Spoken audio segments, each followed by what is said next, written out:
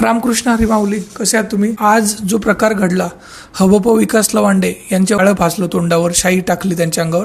त्यानिमित्त मला वाटलं की आपण विचार मांडले पाहिजेत थोडेसे. तर आधी तर त्या गोष्टीचा निषेध करतो मी.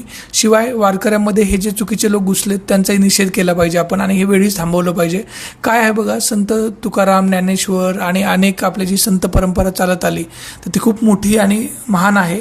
आणि संत म्हटलं की आपल्या मनात येतं ते ममत्व, वात्सल्य आणि प्रेम, पण हे द्वेष पसरवणारे त्याच्यात घुसले आहेत. तर बघा ही लोक कशी आहेत, मंबाजीच्या याच्यातली लोक आहेत. ही आधी काय करतात, ते एखाद्या त्या मंबाजीने तुकारामांना विरोध केला, जसं काही लोकांनी गांधीजींना टोकाचा विरोध केला आधी, त्याच्यातून ते नाही हे झाले तर मग त्यांची चेष्टा उडवणं सुरू केलं. चेष्टा उडवून पण नव्हते संपत, त्यांची चळवळ वाढत गेली, मग त्यांच्यावर हल्ले केले.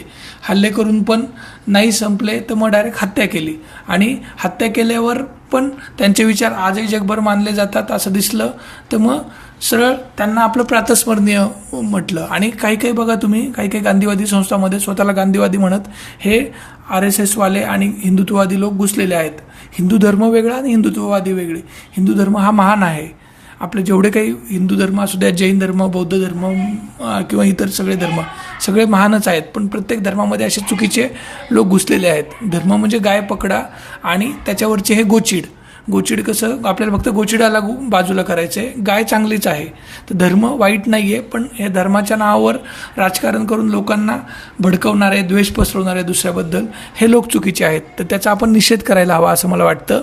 आणि या लोकांना वेळीच थांबवायला हवं. मी दरवर्षी वारीत सामील होतो आणि त्याच्यात मला एक सुंदर अनुभव येतात. मी एक हबप महाराजांच्या पाया पडलो, तर ते परत माझ्या पाया पडले. मी म्हटलं, मी तुमच्या वयाने पण लहान आणि तुम्ही महाराज आहात, मी काही महाराज नाही आहे.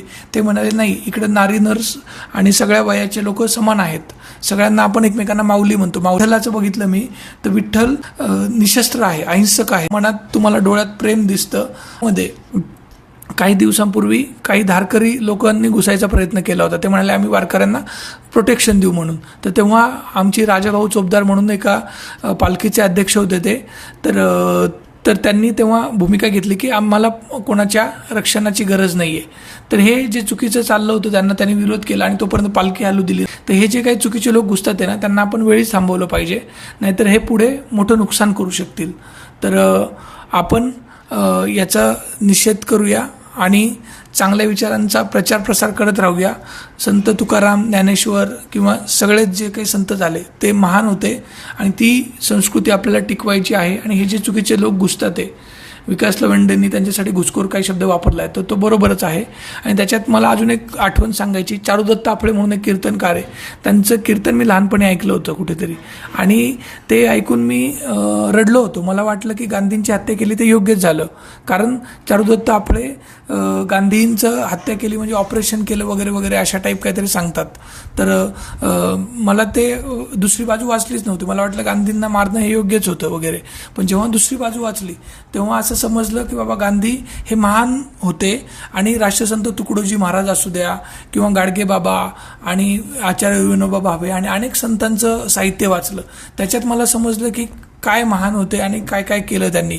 आणि हे जे काही खोटं पसरवायचे ते सगळं लक्षात आलं. तर हे काय करतात, दिशाभूल करतात हे लोक. तर त्याच्यापासून आपण सावध राहिलं पाहिजे. आणि याच्याने काय होतं, लोक भरकटत जातात. लोकांना वेळीच थांबवलं पाहिजे आणि चांगल्या लोकांना प्रोत्साहन दिलं पाहिजे. तर आपण त्यासाठी काम करूया. जे जग आहे ना, ते वाईट लोकांच्या मोठ्या आवाजाने वाईट होत नाही, तर चांगल्या लोकांच्या शांत बसण्याने वाईट होतं येतंय. तर तुम्ही याच्यासाठी ठामपणे भूमिका घेतली पाहिजे. महावीर असू द्या, बुद्ध असू द्या, छत्रपती शिवाजी महाराज असू द्या, ज्ञानेश्वर माऊली असू द्या किंवा तुकाराम असू द्या, कबीर असू द्या, सगळ्यांनी आपापल्या काळामध्ये ठामपणे भूमिका घेतली सत्यासाठी. आणि त्यांना त्यावेळी या अशा लोकांशी संघर्ष करावा लागला, पण त्यांनी भूमिका घेतली आणि संघर्ष करून पण त्यांनी, त्यामुळे जगाचं चांगलं झालं. आज आपण जे काही चांगले दिवस बघतोय त्याच्यात या सगळ्या लोकांचं मोठं योगदान आहे. तर ते लक्षात ठेवून आपण पुढे गेलं पाहिजे आणि अशा लोकांना वेळीच थांबवलं पाहिजे. कारण काय वाटतं, तुम्हाला वाटत असेल की बाबा आज विकास लवांडेला हे झालं, आपल्याला काय फरक पडतोय, पण उद्या ते वारं आपल्या घरात पण येईल.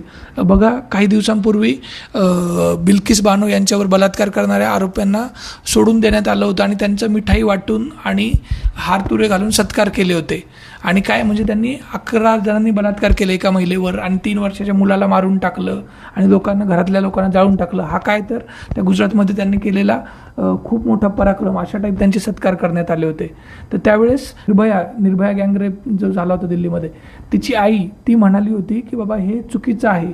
आणि त्याच्यात काही लोकांनी समर्थन असं केलं होतं की ते ब्राह्मण आहेत तर ते संस्कारी आहेत, तर त्याच्यामुळे त्यांना सोडून देण्यात यावं. तर त्याच्यात म्हटले तर संस्कारी आहेत तर मग बलात्कार कसे करतात हेही तिने विचारलं होतं. आता बघा, महाराष्ट्रात तुम्हाला रोज 3-4 बलात्काराच्या बातम्या येतात आणि हे वारं हळूहळू देशभर सगळीकडे पसरलेलं आहे. तर हे जे चुकीचे लोक आहेत यांना आपण जर वेळीच थांबवलं नाही तर सगळीकडे ते पसरत जात. तर आज आग तिकडे आहे, उद्या आपल्या इकडे पण लागेल. तर ते थांबवण्यासाठी आपण ठामपणे भूमिका घेतली पाहिजे. धन्यवाद. तर भेटूया. रामकृष्ण हरी माऊली.